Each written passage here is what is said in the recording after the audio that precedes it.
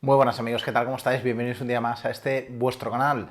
Volvemos con el tema de los peajes y volvemos con noticias interesantes porque vamos a comparar y vamos a ver las cifras de lo que ha supuesto el peaje y la implantación en nuestro país vecino, en Portugal, que después de 8 años tiene cifras muy importantes y de las cuales podemos aprender mucho de cómo va a fracasar la estafa que existe actualmente y se está intentando perpetrar en España para 2024, poniendo peajes en autovías y autopistas de toda España, pero además también en carreteras comarcales y nacionales. Veamos ejemplo en nuestros vecinos porque después de 8 años creo que podemos recapitular bastante información de cómo les ha ido lo bueno y cómo les ha ido lo malo. Con respecto al proyecto que tienen en Portugal, es muy parecido al que se va a implantar en España. Se paga por kilometraje y la forma de hacerlo es con una infraestructura de detección y lectura de matrículas automáticas y cobro a final de año en declaración de la renta o impuesto de circulación. Habrá que ver exactamente cuál es el modelo que se elija en España. En este caso, el gobierno luso estimaba hacer una recaudación importante como para por lo menos mantener las infraestructuras que ellos estiman en más de 10.000 millones de euros al año su mantenimiento. Pero, ¿sabéis cuáles son las cifras de recaudación que está consiguiendo el gobierno luso en los últimos años?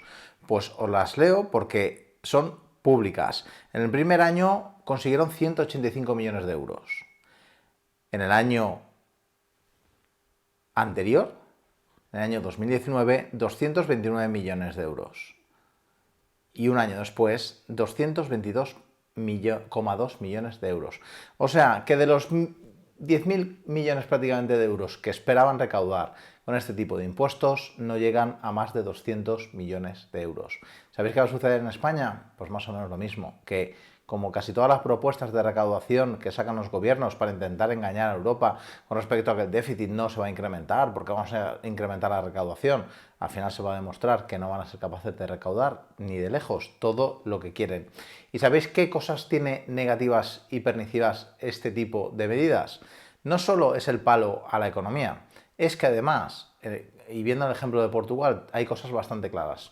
Una de ellas y de los problemas que genera este tipo de medidas es la despoblación de las áreas rurales.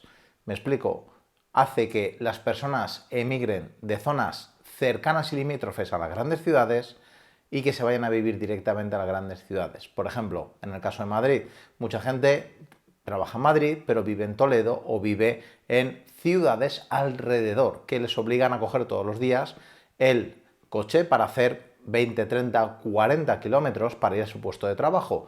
Viven fuera porque los precios de las ciudades son prohibitivos, porque el coste de vivir en estas también es más elevado y prefieren vivir fuera de la ciudad donde la calidad de vida es algo mejor, aunque sea en un pueblo, aunque sea en un piso, pero en un pueblo, y por lo tanto todos los días realizar ese desplazamiento de ida y vuelta al trabajo. ¿Qué sucede?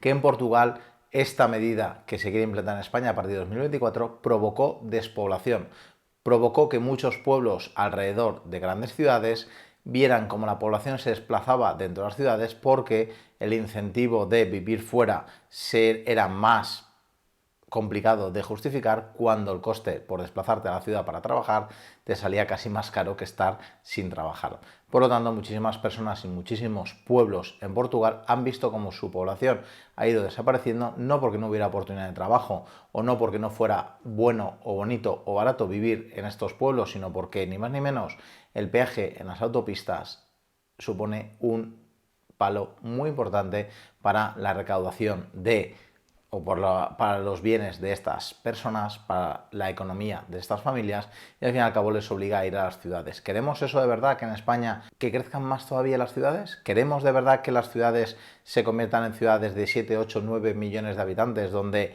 haya más congestión, más contaminación, más problemas de tráfico, más inseguridad y una peor calidad de vida? ¿O queremos que alguien pueda vivir a 10, 15, 20 kilómetros 30, 40, 50 de su puesto de trabajo y acceder cómodamente a una ciudad, contaminar menos, vivir fuera, tener una mejor calidad de vida, pero sin tener que pagar los peajes? Pues sin duda, yo opto más por la segunda opción porque es una solución más realista y que evitaría que las grandes ciudades sigan creciendo de forma descontrolada. Otro de los puntos clave en los cuales hacía hincapié la ministra Nadia Calviño es, ostras, es que tenemos muchos turistas que deberían pagar por utilizar nuestras carreteras.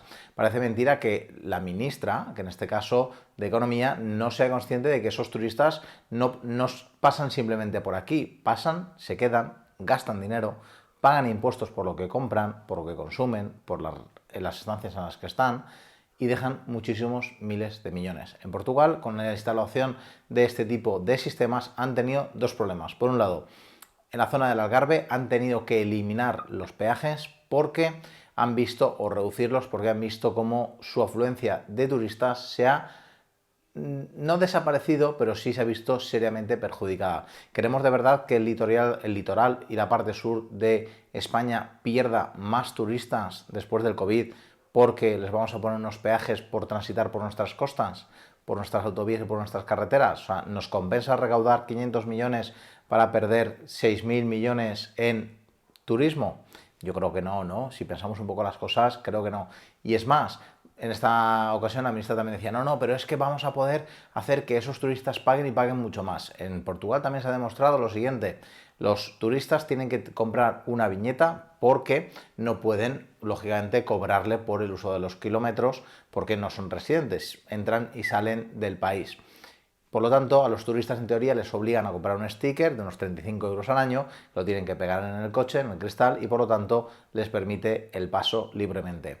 ¿Qué sucede? Que muchos de los turistas que están yendo no lo están comprando y el gobierno ya ha dejado bastante claro que no son capaces de recaudar ese dinero y que los turistas siguen pudiendo pasar de forma libre sin pagar el impuesto. O sea, creas un impuesto, perjudicas a tus conciudadanos, haces que la recaudación no se incremente, haces que el turismo se asuste y del turismo que llega confirmas que no puedes cobrarlo. O sea, la medida es completamente un puñetero desastre.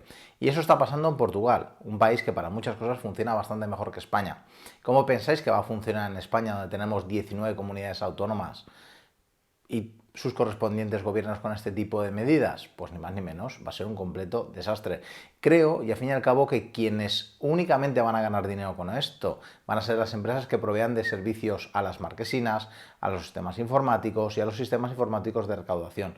Pero muy posiblemente estas medidas sean única y exclusivamente un globo sonda para permitir que Europa nos deje gastar más dinero sin controlarnos tanto, punto número 1, y punto número 2, en 2024 muy posiblemente no se apliquen o no se apliquen como nos están diciendo que se van a aplicar.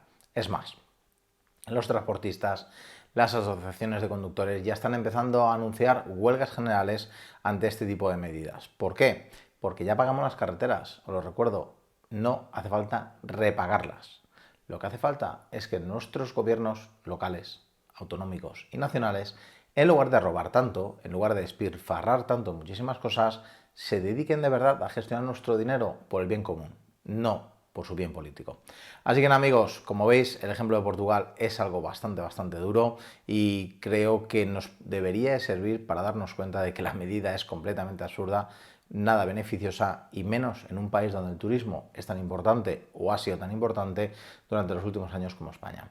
Así que nada amigos, os dejo enlace a La Voz de Galicia de esta noticia donde cuentan detalladamente lo que se está comentando con ejemplos como ayuntamientos que pagan hasta 40.000 euros al año porque sus camiones de basura se desplacen por las autovías para ir hasta los vertederos designados, lo cual es una auténtica locura, y como el ejemplo de Portugal nos muestra que esta locura que propone el gobierno de España no tiene ningún tipo de sentido. Así que nada amigos, nos vemos en el próximo vídeo. Mi nombre es Alejandro Pérez. Espero que tengáis un excepcional día. Chao, chao.